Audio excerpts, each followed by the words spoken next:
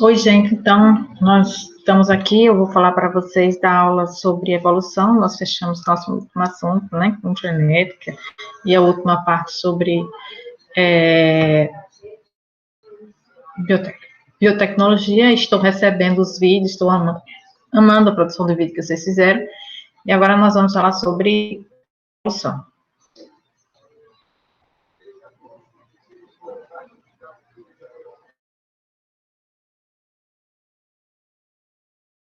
O conceito de evolução. Evolução é um processo através do qual ocorrem mudanças ou transformações nos seres vivos ao longo do tempo, dando origem a novas espécies. Bem, então, evolução é a mudança ao longo do tempo, gerando novas espécies. Mas esse conceito sobre evolução, ele é um conceito recente dentro da história da humanidade. Por quê? Porque antes de ter essa evolução, do conhecimento sobre evolução, quem ditava os ensinamentos das escolas eram as igrejas. E nas escolas era ensinado o criacionismo, que Deus criou todos os seres e no sétimo dia ele descansou, né? Então, como é que existe essa diversidade imensa de seres vivos? Essa diversidade que existe de seres vivos atuais e os outros já extintos veio da própria evolução, né? Que tudo começou com o surgimento do planeta Terra por causa de uma explosão, né, no Sol, que gerou os outros planetas, né? E a Terra tem aproximadamente 4,5 bilhões de anos, né? Segundo os cientistas. E a origem da vida, depois da formação da Terra, ele veio lá por volta de 3 bilhões de anos atrás, né? Foram as primeiras formas primitivas. Então, veio primeiro, acredita-se, né? Que veio primeiro os seres chamados coacervados, depois esses seres, eles formaram as bactérias se diversificaram, formaram os seres eucariotos, que são aqueles seres que têm núcleo, aí dos eucariotos formaram os seres multicelulares, e de multicelulares aí veio o resto da diversidade, né? Plantas, animais e tal. Bem, então quem ditava os ensinamentos da época, antes de se conhecer a evolução, era o criacionismo, dizendo que todos os seres vivos foram criados por o ser divino, que era Deus. E aí vieram as teorias, né, depois, né? Aí, mas isso assim, atualmente, né? Os primeiros seres vivos eram de outro planeta, mas com os estudos dos registros fósseis, né? Porque os fósseis, eles são ou restos de animais, principalmente essa parte dura, né? Que seja conchas, esqueletos, deixados e preservados no ambiente, ou mesmo marcas, como a marca de uma folha, né? Pegadas, são considerados também fósseis. E como surgiu, então, a teoria sobre a evolução, em contraponto do criacionismo? Bem, o primeiro nome importante é Lamarck, Jean-Baptiste Lamarck, em francês, né? Cavaleiro. Ele disse que a evolução acontecia, que as espécies evoluíam, ou seja, que espécies iam surgindo, não era fixismo, né? Fixismo dizer as espécies são imutáveis. Ele dava duas leis fundamentais: a lei do uso e desuso. Então, se você usar determinada parte do corpo, esse uso ele vai passar para os seus descendentes, né? Então, essa lei do uso e desuso, você usar muito determinado órgão, parte do corpo, isso vai fazer eles evoluírem. Eles vão crescerem, eles vão se desenvolverem. E a lei da transmissão dessas características. Então, se eu usei muito e alguma coisa fez crescer, essa característica vai passar para os meus descendentes. É isso que ele dizia. Mas aí, isso na vida real não acontecia. Então, por exemplo, se eu tivesse, fosse uma pessoa que fizesse muito exercício físico, que fosse muito musculosa e tivesse um filho, essa característica não passaria para o meu filho. Eles fizeram alguns estudos, por exemplo, sobre ratos. Então, eles cortavam a cauda do rato, ratinhos pequenininhos, cortavam a cauda, faziam eles reproduzirem entre eles, de cauda cortada, e nascia rato com cauda cortada. Aí cortava de novo, colocava para cruzar entre eles e nascia cauda cortada. Então, fez isso durante 120 gerações e sempre nascia ratos com a cauda, mesmo você cortando. Então, o uso e o desuso não se estabeleceu, não foi comprovado, né? Então, como Lamarck explicaria o crescimento do pescoço das girafas? Esse é o exemplo mais clássico que existe. No entanto, esse exemplo nunca foi citado por Lamarck nem Darwin, isso aí veio depois. Ele dizia, então, o que essa lei do uso e desuso dizia? Dizia que ao ter períodos de seca, as girafas tentavam esticar o pescoço. E essa tentativa de esticar o pescoço fazia com que o pescoço se alongasse. Então, cada vez que a girafa tentava alcançar os galhos mais altos, ela esticava mais um pouquinho esse pescoço. E ao esticar esse pescoço, ele se alongava, porque usava o pescoço. Essa característica era passada de uma geração para outra. Então, vamos supor aquele caso que existe das mulheres girafas, né? Que são aquelas mulheres que elas colocam aqueles anéis no pescoço e elas ficam com o pescoço bem grande, né? Ao ter filhos, aquela característica não passa para os seus filhos. Ele fica com o pescoço normal de uma pessoa. Então, o uso e desuso realmente não foi provado pela teoria de Lamarck, mas ele foi muito importante, porque ele ousou pensar diferente, ousou pensar além do fixismo, que dizia que as espécies são imutáveis. E a outra pessoa é Charles Darwin, muito importante. Charles Darwin era um jovem ainda quando Lamarck já estava na idade avançada, mas eles ainda viviam na mesma época, né, cronológica, viveram, né? E ele foi chamado para ele viajar no navio, dar a volta ao mundo no navio, era uma aventura. Vocês topariam fazer uma aventura como essa? Então, ele topou. Aí ele viajou durante 5 anos no navio, colhendo espécimes, estudando, fazendo anotações, trazendo muito material que depois ele colocou tudo no Museu Britânico.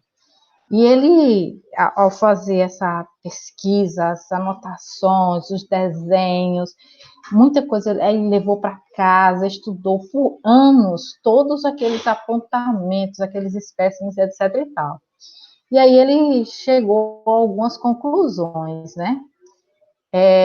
Ele também acreditava na evolução, ou seja, em contraponto com o fixismo que dizia que as espécies não eram imutáveis, ele dizia que as espécies evoluíam, né? E aí ele criou o termo de seleção natural. O que dizia esse termo de evolução natural? Ele dizia que os organismos mais adaptados ao meio têm maior chance de sobrevivência do que os menos adaptados. e com isso eles deixam um número maior de descendentes. Eu estou assistindo agora, falando aqui no Fantástico, sobre o incêndio aqui no Pantanal. Vamos supor o seguinte, que dentro da população, como eles falaram lá, de onças, né? As onças que tivessem, que geneticamente, Darwin nem sabia o que era genética, né, nessa época. As onças que tivessem as patas mais grossas, com maior camada de pele, ela se adaptaria, por exemplo, a viver em queimadas frequentes, como provavelmente vai acontecer, as queimadas cada vez mais frequentes, né? Então, as onças com as camadas de pele mais grossas têm mais chance de sobreviver com essa mudança do ambiente. Então, a seleção natural diz assim, ó, tá tudo bem no Pantanal, tá chovendo no Pantanal, tem água no Pantanal, tá tudo bem no Pantanal. Aí existe onças, vamos dizer, de peles muito finas e onças de peles grossas. Todas duas estão vivendo uma boa nesse Pantanal, porque tem água, tem bichinhos para eles comerem, não sei o que, etc e tal. Agora, se eu pego e mudo o ambiente, e agora eu tenho secas constantes, secas constantes, secas constantes, aquelas onças com a pele fina vão correr mais riscos de morrerem. E aquelas com a pele mais grossa, elas iriam sobreviver a essa mudança que aconteceu no ambiente. Então, isso é o que ele chama de seleção natural. É que o meio, né, ele, ao mudar, selecionou aqueles indivíduos que tinham as características mais bem adaptadas para essa nova mudança. E essa característica era passada para os seus descendentes, ok? Lembrando que isso é só uma ficção que eu estou falando sobre as onças, viu, gente?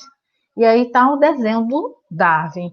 E ele aqui com a característica de macaco. Por quê? Porque ele recebeu muitas críticas. Ele questionou a Igreja Católica que dominava naquela época, né? Então, fizeram as caricaturas, ridicularizaram ele. Ele era enxovalhado onde ele andava. E com isso, ele, jovem, vocês viram a foto dele jovem, ele precisou fundamentar muito bem tudo que ele pensava. E ele falava com os colegas dele da academia de ciência e discutia suas ideias. Mas mesmo assim, ele era enxovalhado pelo público. Então, ele elaborou esse conceito de seleção natural, né, no qual os mais aptos sobrevivem, né, e que todas as espécies, incluindo o homem, têm um ancestral comum. Aí vem aquela história do homem veio do macaco. O homem veio do macaco? Não, o homem tem o mesmo ancestral comum que os macacos, né? Não quer que veio dos macacos, eles têm o mesmo ancestral comum. E aí o Darwin, viajando, né, pelo mundo, o lugar onde deu mais força para ele elaborar essa teoria evolutiva de Darwin, darwinista, foi as Ilhas Galápagos. Essas ilhas, elas estão distantes do continente a mais de 1.300 quilômetros. Queria ir lá um dia. Aí vocês podem ver aqui pela imagem de satélite, aqui as ilhas, formação vulcânica, né? Aí você vê aqui que tem uma parte aqui que é verde, ó, e as outras partes aqui que é marrom. Por quê? Porque são cadeias de montanhas. E quando o vento, lembra das aulas de ecologia?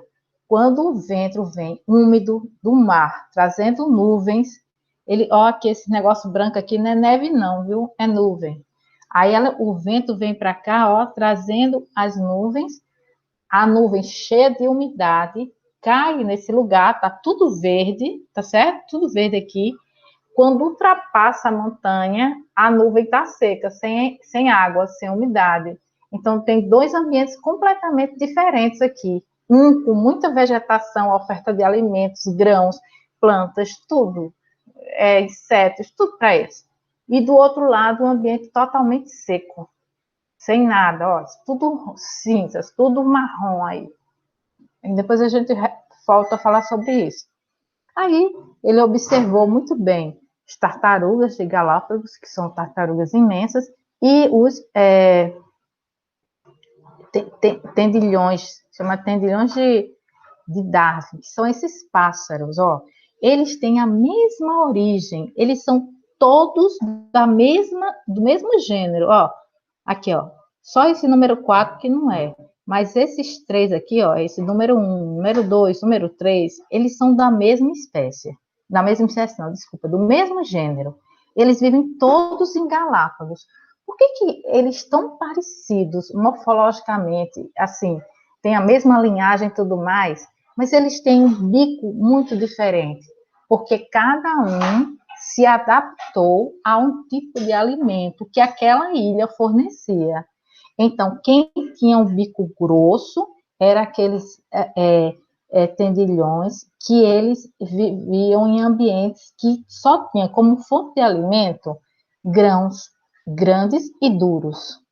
Aqueles com bico mais fino já comiam grãos pequenos e os outros grãos que fossem intermediários, entendeu? Então existia essa diferença dentre grupos muito semelhantes de acordo com o tipo de alimentação.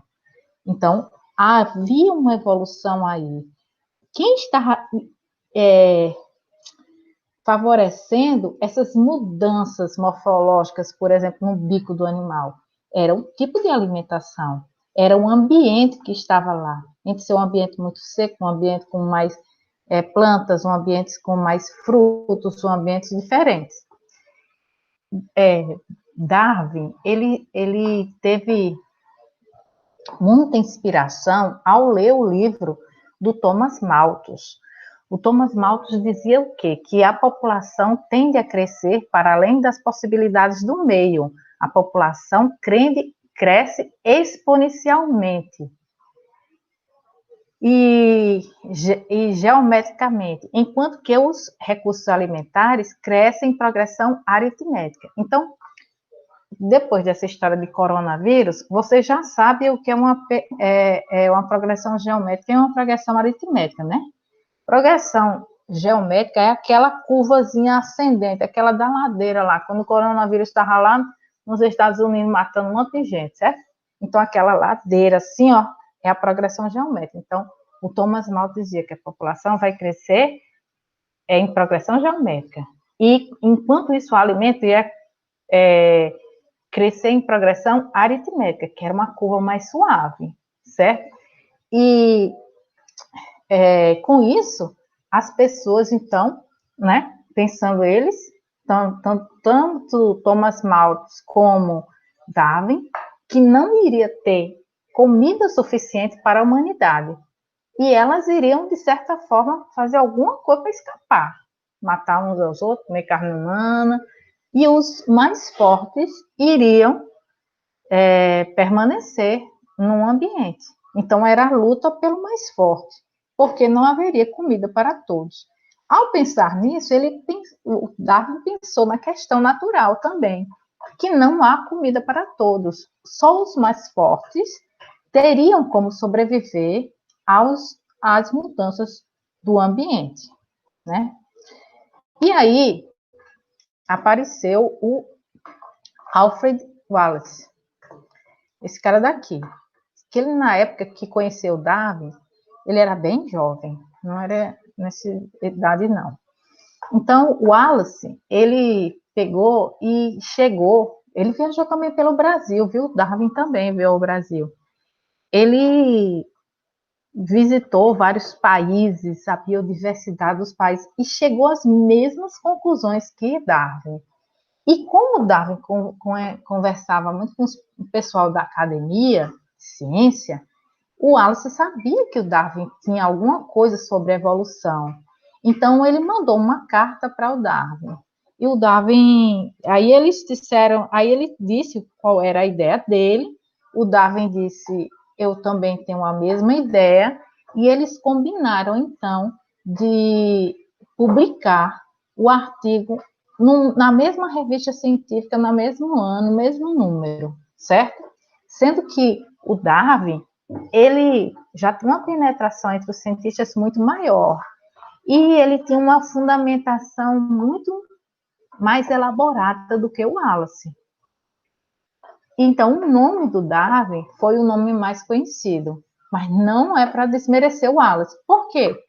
Porque se o Wallace não tivesse dado aquele empurrão, aquele beliscão no Darwin, ele nunca tinha publicado o livro, ele nunca tinha publicado o artigo dele. Ele demorou mais de 20 anos para fazer as publicações.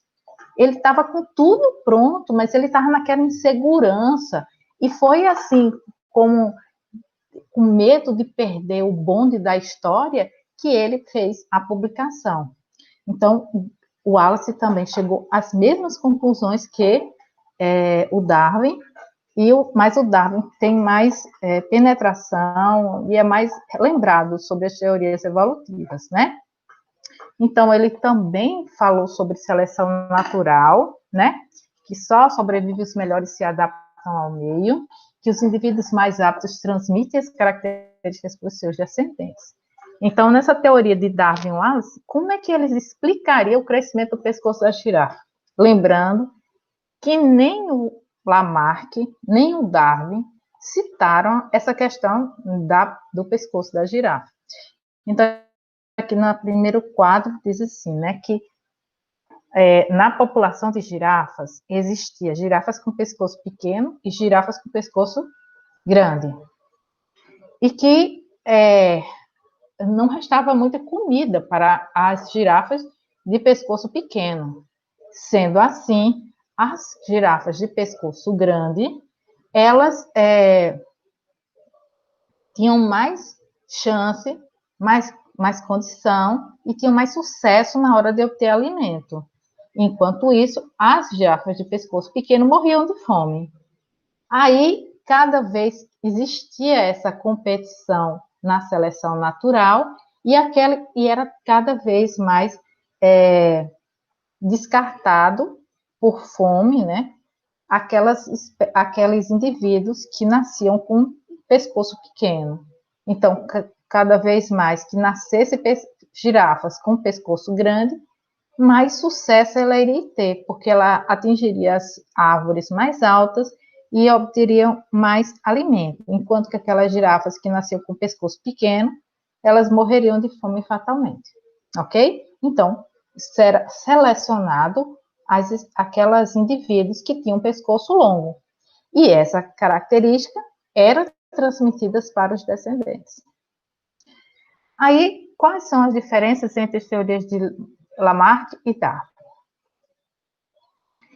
Lamarck acreditava numa marcha para a perfeição, ou seja, é como se fosse eu quisesse alguma coisa, eu direcionasse a minha evolução, certo? E até atingir a perfeição. E o Darwin dizia que ela não tinha objetivo, ela era aleatória. A única funcionamento da evolução era para sobreviver. Então, e outra característica importante, então, que no caso é o primeiro item, né? Lamarck pensava que a evolução levava à perfeição e o Darwin dizia que ela era aleatória e que ele funcionava somente com essa questão da seleção natural, de sobrevivência do mais forte. A única intenção da evolução é sobreviver. E tanto Marx como Lamarck davam importância muito grande ao meio ambiente.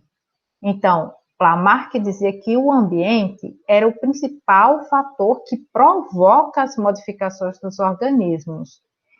Agora, Darwin dizia que o ambiente é que seleciona. Então, Lamarck dizia que provoca as modificações e Darwin dizia que o ambiente seleciona quem é mais fiável para aquele ambiente.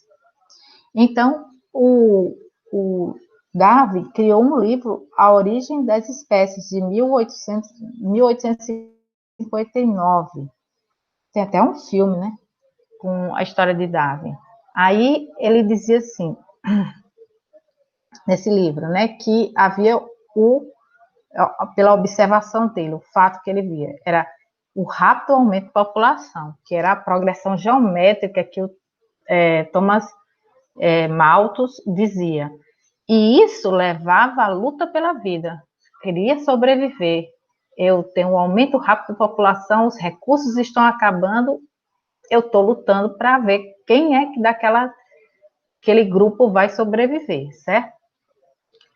Outro fato observado, a luta pela vida, o uso da herança, ou seja, há uma transmissão dessa característica, né? Então, a sobrevivência dos mais aptos e a transmissão para as características, para os descendentes. E a seleção natural através da variação do meio. Então, sobreviviam os indivíduos diferentes em meios diferentes, e assim surgem as novas espécies. Aí, então, nós vimos que existia, primeiro, o fixismo, né, ditado pela igreja, que dizia que os seres viviam, eram imutáveis. Depois veio a teoria de Lamarck de evolução, que os seres não são imutáveis, que eles são, na verdade, mutáveis, que eles vão se modificando ao longo do tempo, pela lei do uso e desuso, e essa característica era passada para os seus descendentes. E a teoria de Darwin e Wallace, que dizia que a evolução existia, mas quem direcionava dessa evolução era a seleção natural, era a lei do mais forte, né? E o mais forte transmitia essas características para seus descendentes. Bem, nessa época, vocês lembram dessa foto? Quem é esse cara daqui, ó? Ele é um religioso, é o Mendel. Muito bem, esse aqui é o Gregor Mendel das ervilhas. Ele, então, já tinha publicado o trabalho dele. Vocês lembram que ele publicou o trabalho dele só 30 anos depois, 20 e poucos anos depois, é que o pessoal que leu o trabalho dele entendeu o trabalho dele, porque o cara foi à frente da sua época. E enquanto o Wallace vivia, Darwin vivia, o Mendel já tinha publicado o trabalho dele, mas ninguém entendia. Aí só depois da morte de Darwin e tal, é que o trabalho do Mendel começou a ser entendido. Aí eles começaram a juntar as peças do tabuleiro, certo? E verificaram que, porque o Darwin não conseguia explicar como é que as espécies mutavam, como as espécies existiam na mesma população, girafas de pescoço curto e girafas de pescoço pequeno. Eles não sabiam dizer a origem disso. E aí veio a genética. E aí juntou essa teoria de Darwin com o conhecimento de genética. Aí se chamou o quê? Teoria sintética da evolução, ou neo-darwinismo. Então, ele foi feito por vários pesquisadores, né, que fizeram essa proposta de teoria sintética da evolução, que seria o quê? Uma concepção sobre a evolução. E eu quero dizer que teoria não é porque uma coisa que não foi provada, não, viu? Não é nada disso, não. Depois vocês estudem melhor o que é teoria, que não é nada sobre teoria, não foi provada. Não. Teoria evolucionista foi provada, certo? Não existe nenhuma dúvida a esse respeito. Então, ele gerou um complemento ao darwinismo. E ele era baseado, então, nessa herança mendeliana, foi formulada por vários pesquisadores e tem como pontos principais a seleção natural e as bases genéticas deixadas por Mendel. E quais eram os fatores evolutivos que geravam essa variabilidade genética? Aí tinham mutações, permutações, segregação independente e seleção natural. Depois a gente vê sobre isso. Bem, aí aqui tem um esquema sobre a seleção natural. ela não provoca mutações. A seleção natural não provoca mutações ou recombinação. Ela apenas escolhe quais aquelas combinações possíveis no material genético da espécie, quais são os mais eficientes para sobreviver e reproduzir. Então, a variabilidade da espécie, vamos pensar aqui, por exemplo, as girafas, ou então as onças que a gente estava falando, ela tem várias onças de formatos diferentes, com espessuras de peles diferentes, com características diferentes. Essas variedades, quem gerou elas foram as mutações e as recombinações. Elas existiam todas na natureza. Algumas dessas mutações podem ser deletérias. Ao serem deletérias malignas, vamos dizer, provocar um câncer, ou a onça nascer, em vez de ser com 4 patas, nasce com 3, assim ela corre menos, assim ela consegue menos alimento, e assim ela vai morrer. Então, ela vai ser selecionada para ser extinta. Enquanto isso, outras onças mais ágeis, elas vão conseguir sobreviver.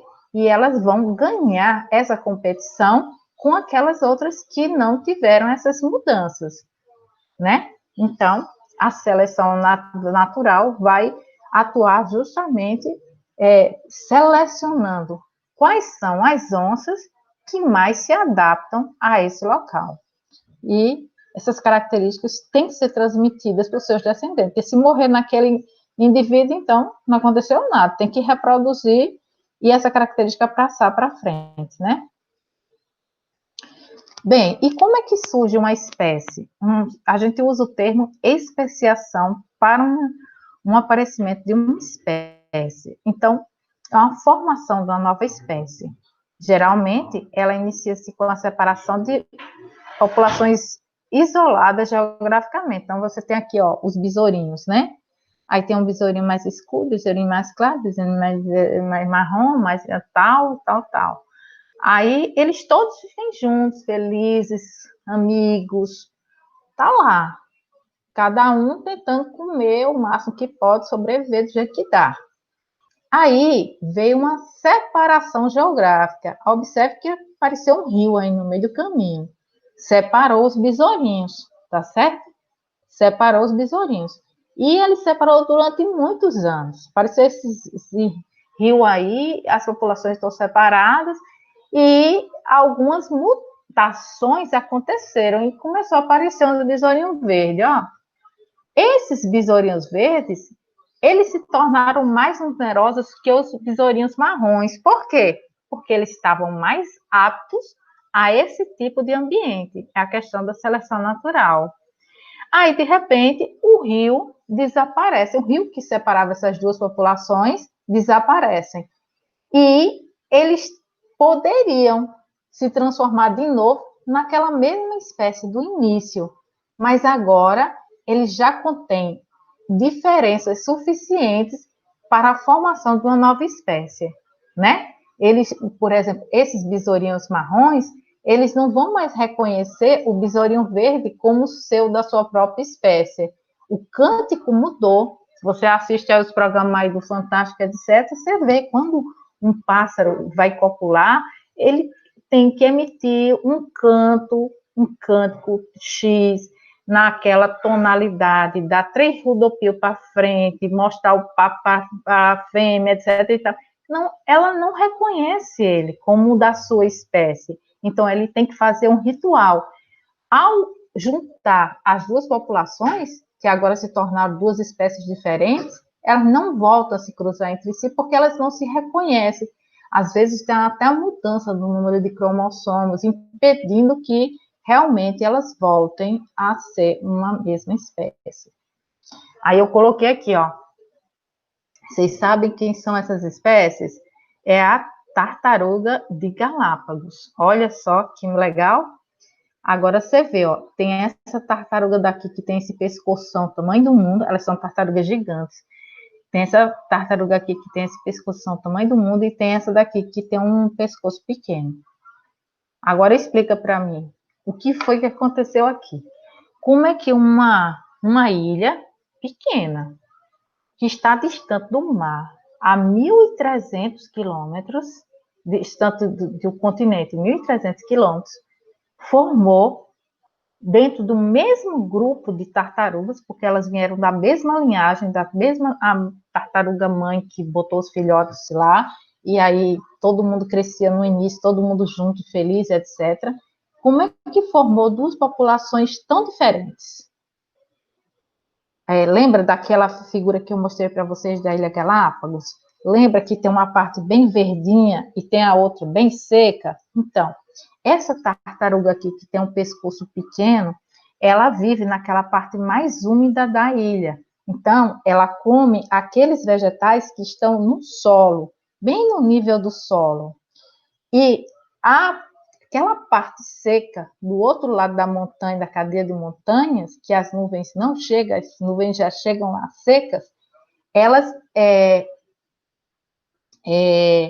elas vivem num ambiente muito seco e elas têm que procurar alguns galhos, algumas plantas que já estão na certa altura. Então, todas elas antes faziam parte da mesma grupo de tartarugas, mas foi selecionada aquelas espécies, no caso, do pescoço longo, para os ambientes mais secos, porque se essa daqui, do pescoço curto, for para o outro ambiente, vai morrer de fome, tá certo? Porque lá é um ambiente mais árido. Outra característica interessante é esse aqui, um caso bastante citado. É o caso da mariposa de Manchester, né, que é a cidade lá na Inglaterra. A cidade da Inglaterra, Manchester, ela era uma cidade muito limpa, com ar muito puro. Quando a cidade é limpa, com ar muito puro, há uma ocorrência de líquens. Líquens é como se fosse um fungo, mas não é um fungo, é uma associação de fungo com algas. Ele dá esse aspecto esbranquiçado nas cascas das árvores, certo? Então, nessa mesma mariposa de Manchester, elas têm indivíduos com a coloração escura e indivíduos com a coloração clara. Todas elas, a clara e a escura, fazem parte da mesma espécie, são a mesma espécie. Mas aí existem as escuras e as claras. E quando essas mariposas escuras e claras, elas pousam num galho de uma árvore com líquens, você está vendo aqui a mariposa clara? Tá vendo? Pronto, é bem difícil de ver, né? Mas a mariposa escura, se ela pousar aqui, não é fácil de ver. O passarinho que preda ela também acha fácil. Então, os passarinhos vão lá e comem ela. Então, esse ambiente de se adaptar a se confundir com o ambiente favoreceu as espécies claras, porque elas se tornavam, mimetizavam com o ambiente. E aquelas escuras que pousavam na árvore, então era facilmente identificada pelo passarinho, o passarinho ela, comia a mariposa preta. E com isso havia uma seleção para só sobreviver as mariposas que mimetizavam com os galhos de líquens. Acontece que Manchester de hoje não é mais aquela Manchester que tinha as árvores cheias de líquens. Com a poluição, esses líquens morreram e as árvores se tornaram agora mais escuras. Quem são, então, os indivíduos que vão sobreviver a esse novo ambiente? São as mariposas escuras ou as claras? Agora nós não temos mais líquens. Bem, e alguns casos importantes para a gente ter algumas concepções, conhecimentos, conceitos de evolução importantes.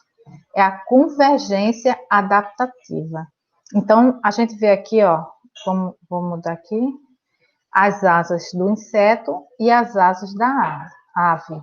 Todas duas são asas. Insetos são bem diferentes de aves, né?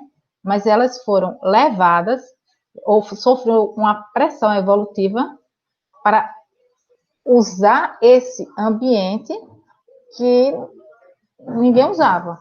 Então, elas começaram a originar estruturas chamadas asas. Mas as asas dos insetos não são formadas de ossos como as asas das aves, nem tem penas. Ela tem nervuras e quitina, própria de insetos. Essas estruturas, então, elas foram a pressão evolutiva que levou a eles a formarem a mesma estrutura, que são asas. Então, os organismos de origem ancestralidade distintos, que ocupam o mesmo habitat, submetendo-as às mesmas condições de seleção natural, e que, com o tempo, tiveram selecionados aspectos adaptativos semelhantes, não indicam grau de parentesco entre outras espécies. Então, a convergência adaptativa não indica grau de parentesco. Não há parentesco entre insetos e aves, mas todos dois têm asas. Quem fez eles terem asas? A pressão evolutiva. Então, por exemplo, a nadadeira do golfinho e do tubarão. Golfinho e tubarão são espécies totalmente diferentes, mas eles têm um corpo muito semelhante, com aquelas nadadeira dorsal, né? Com as nadadeiras ventrais, né? Com o corpo aerodinâmico. O que fez esses duas espécies totalmente diferentes terem o mesmo tipo de formato de corpo? Foi a convergência adaptativa, foi a pressão seletiva do meio que fez eles serem tão parecidos, mas eles são distintos entre eles. Um é peixe e o outro é mamífero. Está bem distinto na sua origem. Então, a gente chama essas estruturas de analogia, que são órgãos ou estruturas que apresentam origem embrionária distinta, mas desempenham a mesma função. Agora, o outro tipo é a homologia. Então, quando a gente vai estudar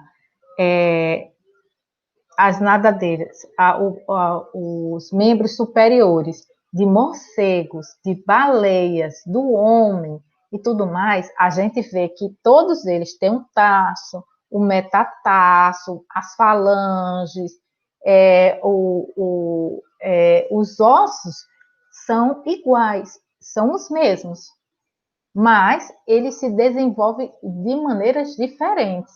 Então, todos eles são membros superiores, mas porque a pressão adaptativa não foi convergente para eles terem a mesma característica, mas todos eles são membros superiores, certo? Então, a pressão seletiva foi para que ele irradiasse modificações. Então, no morcego, aqui está o membro superior do morcego, a pressão seletiva foi para ele desenvolver uma estrutura semelhante a uma asa, né? Que é aquela parte daquela membrana do morcego, são os dedos dele. Aqui da baleia, a pressão seletiva para se transformar em nadadeira. O homem, pressão seletiva para ser um caçador-coletor. Então, foi pressões seletivas diferentes que geraram estruturas diferentes, mas essas estruturas têm a mesma origem. Qual é a origem? É um membro superior. Todos eles têm um ancestral comum, mas todos eles são mamíferos, aqui no caso, baleia, morcego, homem, todos eles têm a mesma origem, mas eles têm uma diversidade de estruturas, né? Elas são semelhantes, né? Porque são membros superiores, mas elas têm funções diferentes.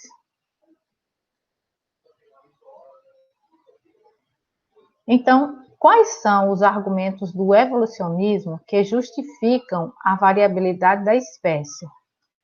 Então, a gente tem os argumentos embriológicos. Como dizer que realmente a evolução existe?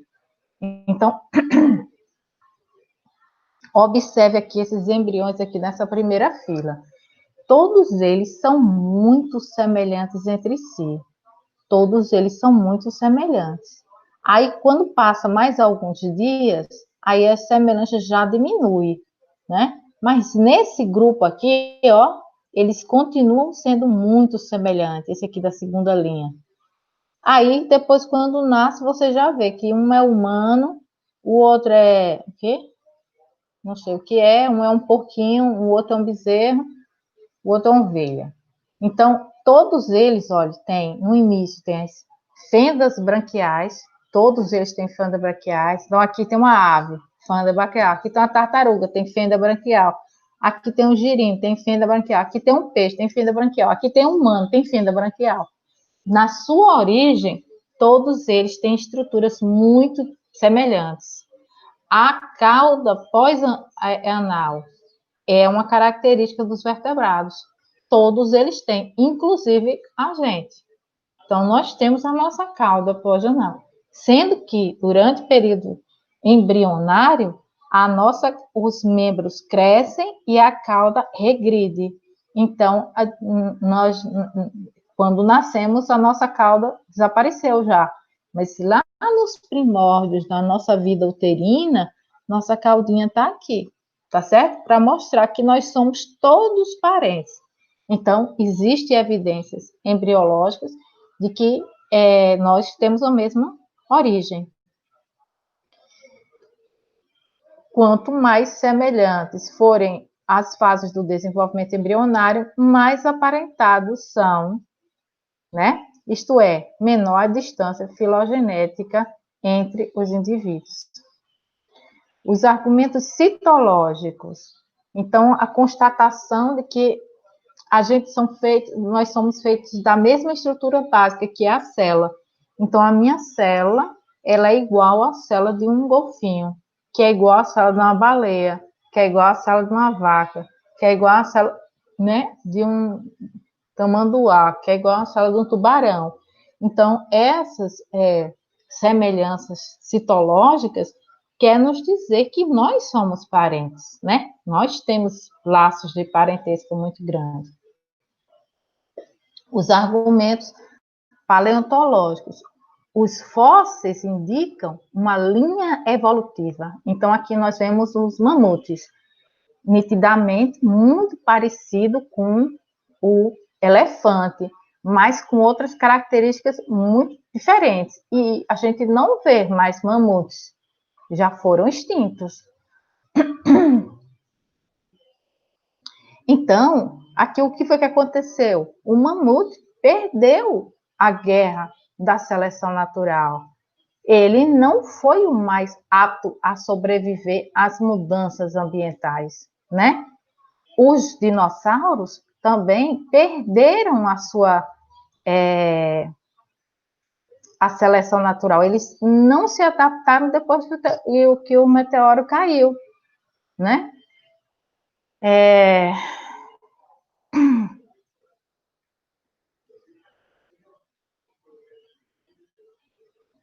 E os argumentos bioquímicos são as semelhanças das nossas sequências genéticas muito próximas. Então, quando a gente, por exemplo, vai estudar os cromossomos dos chimpanzés, dos humanos, a gente vê que a gente tem mais de 95% de semelhança entre os nossos genes e os nossos parentes primatas. Então, esses argumentos bioquímicos também nos levam a dizer que nós temos laços de parentescos fortes entre esses seres. E quanto mais nós nos separamos filogeneticamente dos outros seres, então mais diferenças nós vamos ter. Então, nós temos mais afinidades com os primatas e em comparação, por exemplo, com vacas. Nós temos mais diferenças de genes com vaca do que com primata, né? Temos mais diferente ainda, diferença entre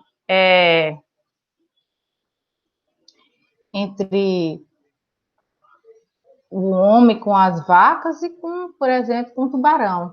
As diferenças já são maiores. Então, quanto mais diferentes, mais distantes da nossa linha evolutiva, mais diferenças nos nossos DNA existem entre essas espécies. E a presença dos órgãos vestigiais. Então, aqui nós vemos o nosso intestino, no humano, intestino grosso, e essa parte aqui que forma o apêndice. Isso é uma redução de um órgão chamado de século, né? Esse órgão século, ele tem função em alguns herbívoros, tipo os coelhos, que é para ter desenvolvimento de bactérias e que aumenta a digestão dos alimentos. Então, assim como nós temos um vestígio de um século, quer dizer que nós tínhamos aquele século, mas ele se tornou evolutivamente menor porque nós não tínhamos mais aquele tipo de alimentação como os coelhos e os cavalos têm, que tem um século muito grande. Mas ele é importante para a gente, né? Ele produz leucócitos, mas já foi um local de digestão de celulose. Aqui nós temos, ó, a nossa coluna, a coluna lombar. E nosso osso aqui, ó, da vértebra, o cóccix, nosso cóccix, que fica aqui, ó, bem no final da coluna, é o vestígio da nossa cauda pós-anal, né? É o laço que nós temos de estreito entre os outros primatas, os outros seres que possuem cauda. E as evidências taxonômicas, né? Nos mostra, por exemplo, a semelhança que nós temos entre aqueles que fazem parte do mesmo gênero, e nós somos semelhantes àqueles que fazem parte da mesma família, somos semelhantes entre aqueles que fazem parte da mesma tribo, da mesma classe, né? Então é isso, pessoal. Um abraço a todos. Eu fico aguardando o retorno de vocês. Beijo grande.